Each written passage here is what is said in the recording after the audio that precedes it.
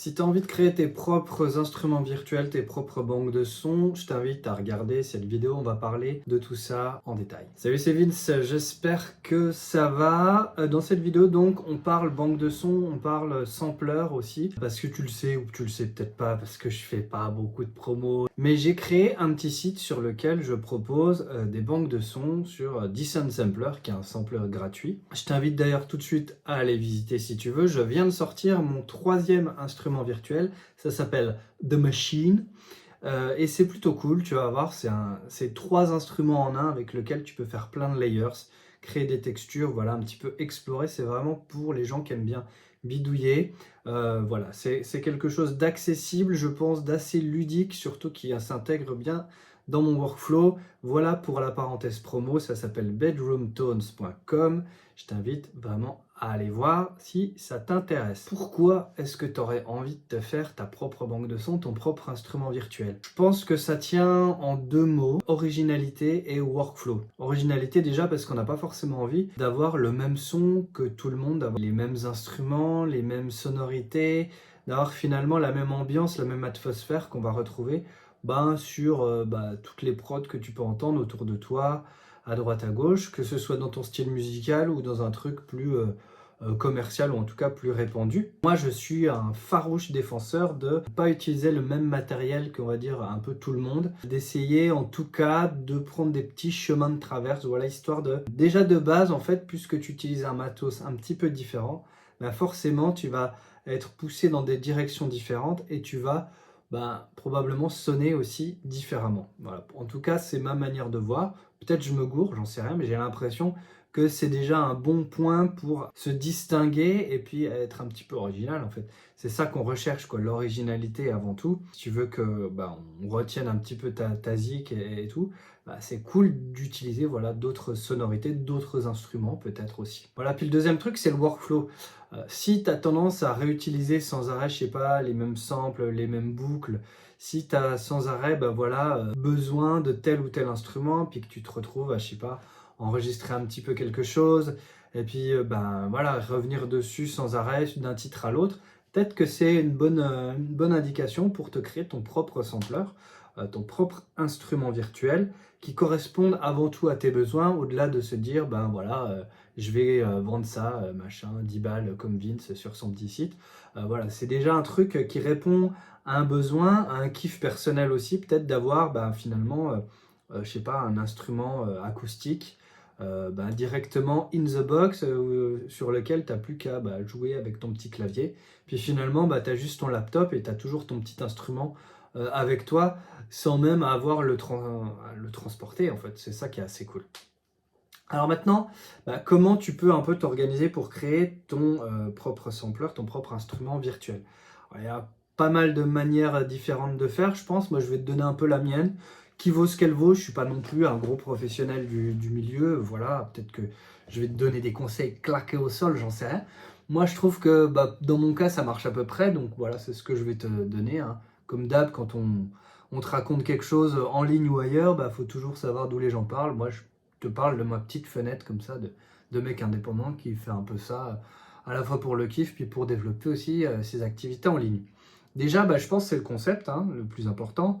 Voilà, un truc qui te cause. Donc, comme je l'ai dit, peut-être que c'est un instrument que tu utilises de façon récurrente.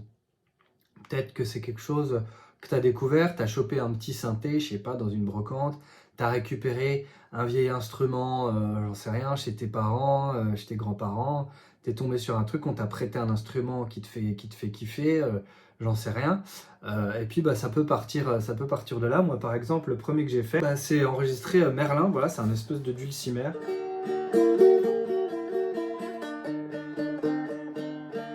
Il n'est pas du tout accordé, mais tu vois le délire. Je me suis dit, mais putain, ce petit instrument-là, c'est trop cool.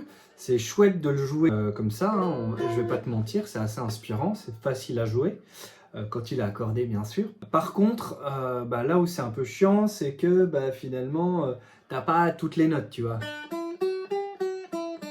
Ça manque un peu de demi-ton et tout, donc si tu as envie d'avoir cette sonorité-là, ce petit côté un peu mi-banjo, mi-guitare, ukulélé, bah, tu peux pas trop jouer à tout ce que tu veux avec. C'est pour ça m'est venue l'idée de commencer un premier sampler pour avoir cet instrument-là, puis pouvoir jouer toutes les notes de la gamme avec, sans problème, sans devoir essayer de m'écorcher les doigts ou je sais pas quoi. De toute façon, ça passe pas, c'est pas fait pour. Donc voilà, autant essayer de trouver des petits chemins de traverse. En tout cas, moi, c'est le concept, on va dire, que j'ai eu à la base, c'est de commencer à enregistrer ce petit instrument à part, voilà, qui s'appelle Marlin, que tu peux retrouver sur mon site, dans une banque de sons, voilà, qui coûte 10 balles, voilà, si jamais ça te branche. Donc ça, c'est par exemple, c'est un concept. Tu vois, je te dis pas qu'il faut réinventer la roue, au contraire, je te dirais plutôt de partir d'un truc simple, d'enregistrer un instrument. Voilà, en l'occurrence, ici, une espèce de petite guitare. Ça peut être, j'en sais rien, un vieux clavier, un petit synthé avec peut-être pas non plus 5000 presets ou 5000 potards, etc. Sinon, tu vas pas t'en sortir. De partir d'un truc assez facile, mais un truc qui te fait kiffer. Un truc que, voilà, tu te dis, putain, ce son-là, vraiment, je l'aime beaucoup. J'aimerais vraiment l'avoir dans mon ordi, quoi, un peu à disposition. Et puis, peut-être que c'est quelque chose qui rentre aussi dans ton workflow, j'en sais rien. Merlin, en l'occurrence, le petit instrument là, c'est pas forcément un truc que je vais sortir à toutes les sauces, mais je sais que je suis content de l'avoir quand j'ai besoin d'une petite touche folk, un petit côté un peu acoustique, et un petit peps, un petit truc organique. Voilà, moi typiquement, ça me cause vachement ce genre de bail là. Toi, c'est peut-être autre chose, j'en sais rien, mais ce qui compte, c'est d'avoir, voilà, partir d'une idée de base et puis de se dire, ok, j'ai cet instrument là. J'ai envie de l'avoir dans mon ordi, à disposition quand je veux, et je vais me faire un sampler, je vais me faire un petit instrument juste pour moi. Alors ensuite, vient le moment d'enregistrer tes samples. Alors, c'est là où ça va être un petit peu complexe, ça va dépendre un peu de tes compétences, ça va dépendre aussi de l'instrument que tu cherches à sampler. On va pas parler de synthèse sonore, de toute façon, moi c'est pas du tout un domaine dans lequel je suis à l'aise, je suis compétent, je préfère pas parler de ce que je ne connais pas, hein. Je pense que si tout le monde faisait ça, le monde se porterait probablement mieux. Parenthèse fermée. Non, dans tous les cas, je pense que c'est vachement important de se simplifier la tâche, encore une fois, surtout que, mine de rien, c'est quand même une petite mission de se créer son propre sampler. Donc, il va falloir un petit peu avoir quelques notions, évidemment, d'enregistrement, d'acoustique, puis d'avoir un minimum de matos, une chaîne audio, on va dire, correcte. Pas obligé d'enregistrer sur des préamps et des micros à 5000 balles. Ce qui compte, c'est de respecter, on va dire, l'âme de l'instrument, l'âme, je sais pas, du synthé, du tambour, du truc, qu'on retrouve un petit peu, voilà, le grain que tu as dans les oreilles quand tu as l'instrument dans les mains, qu'une fois qu'ils sont enregistrés, tu retrouves quand même l'essentiel. Je pense pas que ce soit possible de retrouver absolument, voilà, même dans des super banques de sons, super bien enregistrées, super bien échantillonnées et tout. Ça remplace pas forcément un véritable orchestre, un véritable instrumentiste, mais l'idée c'est de s'en rapprocher le plus et puis surtout, voilà, de saisir, de capturer, on va dire, l'âme de l'instrument. Et donc pour ça, voilà, il y a quelques notions de base. Donc si tu as l'habitude de t'enregistrer, ça ne devrait pas forcément être un problème, hein. Voilà, je sais pas, placement du micro, attention à ta pièce, la reverb de la pièce, le bruit ambiant, voilà, est-ce que tu es un minimum isolé quand tu fais tes prises de son, parce que mine de rien, il faut quand même que ton son il soit le plus propre possible avec ce que tu es capable de faire pour que quand tu vas le jouer sur ton clavier, tu n'aies pas un poète-poète qui passe parce que dans la rue, à un moment, il y a un mec qui a klaxonné et puis il y a le livreur Amazon qui est passé, etc., quoi. Tu vois, donc je pense que ça, c'est quand même important. Ça paraît évident, mais il faut quand même le rappeler. Pareil, si tu n'utilises pas de micro, bon, ça va déjà te faciliter la tâche. Si tu rentres directement en DI, genre dans ta carte son ou dans tes préamps, bon, tu as déjà le gros des soucis qui se résout, mais il faut quand même faire attention. Je sais pas, est-ce que ton câble il buzz ou est-ce que tu as je sais pas, une boucle comme ça électrique qui rajoute un noise quelque part. Ça peut arriver parfois, donc voilà, c'est des choses auxquelles il faut être un peu attentif. En fait, ça demande un minimum de rigueur. Je te dis pas qu'il faut devenir un gros nazi du truc et complètement monomaniaque et avoir des tocs, mais il faut quand même s'appliquer un minimum, c'est normal. Surtout que voilà, tu l'enregistres une fois, tu vas pouvoir t'en servir pendant des années et des années. Donc ça, il faut quand même que tu fasses attention. Ensuite, vient le moment de l'enregistrement à part entière, il va falloir faire du note à note. Donc tu peux soit enregistrer toutes les notes, soit de faire des séries d'octaves, etc. Et ensuite, tu géreras dans ton sampler les différentes hauteurs de notes. On ne va pas rentrer dans les détails techniques, là, c'est plus sur l'aspect global, des choses à penser. Sinon, il y en aurait pour des heures, il faudrait faire un cours, j'en sais rien. Donc, dans ton concept, de premier point, Peut-être que bah, voilà, tu as différents modes de jeu. Donc il va falloir, bah, pour chaque mode de jeu, enregistrer ton note à note. Donc voilà, il va falloir faire une note. Ting, laisser bien la résonance, le silence. Faire la même chose, c'est à l'octave. Ting, ou je sais pas, des séries de quintes, peu importe. Ou même du note à note si tu as envie. C'est tout à fait possible. C'est peut-être mieux quelque part. En tout cas, ce qui compte, c'est d'être au maximum organisé pour penser à tout, pour pas que, une fois que tu as fini ta session d'enregistrement, tu doives revenir derrière. Pourquoi? Parce que bah, c'est un peu la même chose quand on fait des prises de son, je sais pas, pour une chanson et tout. Si tu changes d'environnement, si tu changes de mood, si tu déplaces ton micro, si tu n'as pas eu exactement le même matériel, si, bah, voilà, il y a plein de si, bah, en fait, l'atmosphère de la pièce, elle a changé. Voilà, peut-être l'accordage de ton instrument, il a très légèrement changé, même si tu le raccordes. Enfin, il y a plein de trucs. Ton placement, il sera jamais exactement le même si tu utilises un micro. C'est quand même très très compliqué. Si tu fais ta prise de son, machin, tu commences à ranger tes fichiers, à organiser ton sampler, tu dis, ta merde, je pourrais aussi faire ça, ou mince, j'ai raté ce truc, il faudrait que je le refasse.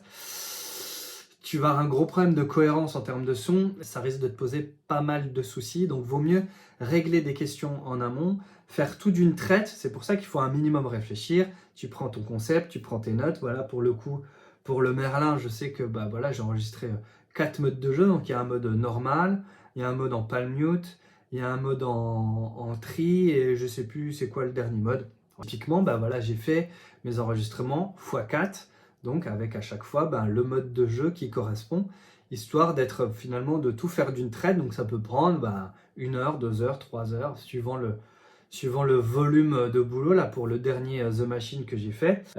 Donc j'ai enregistré un sampler, en fait j'ai samplé un sampler là ici, le Akai SG01V, qui contient plein de bons samples de vieux synthés vintage, plus des instruments acoustiques.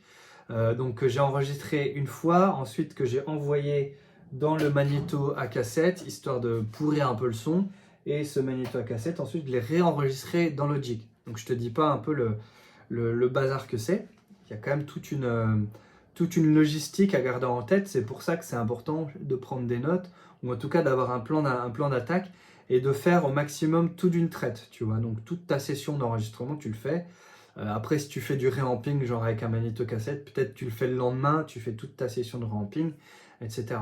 Moi, en tout cas, c'est comme ça que j'ai procédé, parce qu'il y a un moment, il faut, quand tu enregistres 80 sons différents pour le même instrument, bah, il va falloir un petit peu de rigueur, quoi. Et pourtant, je suis pas le mec le plus rigoureux du monde, faut pas croire. Donc ça, c'est quand même vachement important, et ça vient avec le troisième point, c'est l'organisation des fichiers. Il va falloir que tu sois un minimum organisé, donc dossier, sous-dossier, renommer tous tes fichiers, etc. Ça aussi, ça va prendre du temps, il va falloir t'appliquer dans ton dos, faire bien les débuts, les fins de fichiers, exporter chaque fichier, etc. T'assurer qu'il n'y ait pas de POC, donc faire des fade-in, des fade-out, tu sais, ces micro-fades que voilà, tu fais normalement, j'espère que tu le fais, sinon bah, il va falloir le faire si tu veux améliorer tes prods. Tout ça, c'est un truc, c'est vachement chronophage, puis ça demande vraiment voilà, d'être attentif, d'être rigoureux, surtout que tu as vite fait d'oublier un fichier, de mal le faire, d'oublier de l'exporter, ou pas l'exporter au bon endroit, et d'un coup tu te retrouves dans un bordel. Ça, c'est quand même la partie la moins fun, on va pas se mentir, parce que ça te demande quand même un peu de boulot, quoi. Et puis vraiment ce côté voilà, rigoureux, tu peux pas non plus faire n'importe quoi si tu vas avoir un résultat qui soit correct. Donc voilà, il faut être attentif à ça. Et puis rester concentré. C'est pour ça que des notes, c'est vachement important, que ce soit des notes sur un tableur peut-être ou juste en papier, mais d'avoir en tête ce que tu dois faire, et puis finalement tu coches des cases ou tu rayes des lignes, puis voilà, comme ça t'avances. Surtout si tu as un instrument où il y a beaucoup de choses, typiquement sur celui-là, où il y a vraiment, voilà, j'ai enregistré 80 sons du truc qu'on possède 250. Donc tu vois, j'ai déjà fait une sélection des sons que je préférais. Puis une fois que j'ai fait la sélection, je l'ai enregistré, etc. Enfin, je ne vais pas te refaire le truc. Voilà, il faut que tu t'alloues quand même un temps vraiment dédié à ça, et que tu restes concentré et que tu restes focus sur la tâche. Ensuite, il y a deux choix. Soit tu te fais un sampler directement dans ton dos, dans le Logic, dans Ableton, tu te fais un sample rack, un truc comme ça. Ça, c'est la solution, on va dire, la plus simple, finalement. tu as enregistré tous tes fichiers audio, tu les rebalances dans ton dos, tu te crées ton instrument, tu sauvegardes un preset, il est là, c'est jouable, voilà, tu as l'interface du sampler de ton dos pour finalement modifier ton son directement dedans. T'as pas de programmation à faire, t'as pas d'interface à faire, c'est le plus simple. Moi évidemment, comme j'aime bien être un peu jusqu'au boutiste, j'ai cherché une autre manière de faire pour avoir un truc un peu complet, puis surtout que j'avais envie de proposer ça à d'autres gens. Du coup, je me suis rabattu moi sur une solution, c'est Descent Sampler. C'est un sampler gratuit qui est accessible à tout le monde et n'importe qui peut créer ses propres instruments avec. Ça demande un petit peu de patience, faut un petit peu se coltiner le manuel, même pas qu'un petit peu. Faut aussi regarder d'autres banques de sons, décortiquer, faire un peu du reverse engineering. En tout cas, moi, c'est comme ça que je fais parce que je suis pas du tout codeur. Mais dans le cadre de Descent Sampler, ça passe tout par du code XML. Donc, tu as une super documentation sur le site et tout, mais c'est quand même un peu imbitable la première fois que tu mets le nez dedans, hein, je ne vais pas te mentir. Moi, j'ai failli abandonner et puis finalement, voilà. C'est en allant observer justement des banques de sons d'autres gens, en regardant le code qui correspondait, que j'ai commencé à dire ok, donc ça correspond à ça, ça c'est un effet, c'est ce truc, et voilà. Et en fait, tu comprends qu'il y a une vraie logique, quoi. Le code, c'est pas, ça paraît des hiéroglyphes sans queue ni tête, mais en fait, c'est un truc hyper organisé, et il y a une logique intraitable, sauf que voilà, si tu as une faute de frappe quelque part, la logique intraitable, et elle devient totalement illogique. Tu peux passer 2 heures à chercher le bug qu'il y a, quoi. Surtout quand c'est pas ton job, quand t'es pas hyper habitué. Donc ça, c'est un truc quand même, faut bien réfléchir avant de te lancer là-dedans. Mais ça reste accessible, je pense, pour quelqu'un d'un peu rigoureux, d'un peu, un peu focus, un peu maniaque peut-être sur les bords, voilà. Sachant que c'est quand même une manière de faire qui est archaïque dans le cadre de Descent Sampler. Je sais pas exactement comment fonctionnent les autres. Je vais commencer à essayer de faire un portage de ce que j'ai fait sur Contact. Voilà, mais je sais que Contact c'est un tout petit peu plus user-friendly, il y a un peu plus de visuel si tu veux. Là pour Descent Sampler, tout se passe dans le code, même l'interface graphique, tout est fait dans du code. Donc voilà, c'est très compliqué quand tu dois placer un POTA, donc tu as, un JPEG que tu as mis dans ton dossier, et puis en fait, il faut dans le code le mettre en abscisse et en ordonnée, donc tu es là, tu fais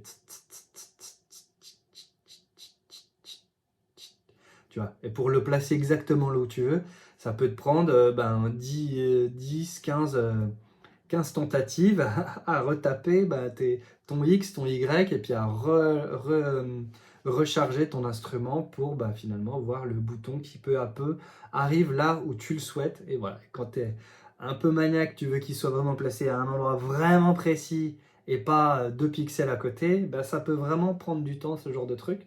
Donc c'est pour ça que voilà, c'est quelque chose à bien réfléchir, mais c'est quand même assez kiffant d'avoir une interface graphique, d'avoir des potards sur lesquels finalement tu as quand même un espèce de mode de jeu, tu as un geste musical que tu peux avoir. Moi, c'est quelque chose que j'aime beaucoup. Les interfaces des sampleurs dans Logic ou autres, elles sont quand même pas très sexy, c'est quand même un peu barbare. On est plus justement pour le coup, dans un côté ordinateur que dans un côté finalement instrument de musique, tu vois. C'est un peu le paradoxe, tu dois te coltiner des pages de code pour te créer un instrument qui soit agréable à jouer. C'est un peu le prix à payer, alors que finalement tu peux tout de suite jouer avec dans le dos, mais c'est pas du tout attractif, de mon point de vue en tout cas. Voilà, donc je te passe la partie codage de l'instrument, on en a déjà un petit peu parlé, c'est quelque chose sur lequel il faut un peu se casser les dents, c'est pour ça que c'est important de faire un truc très simple au début.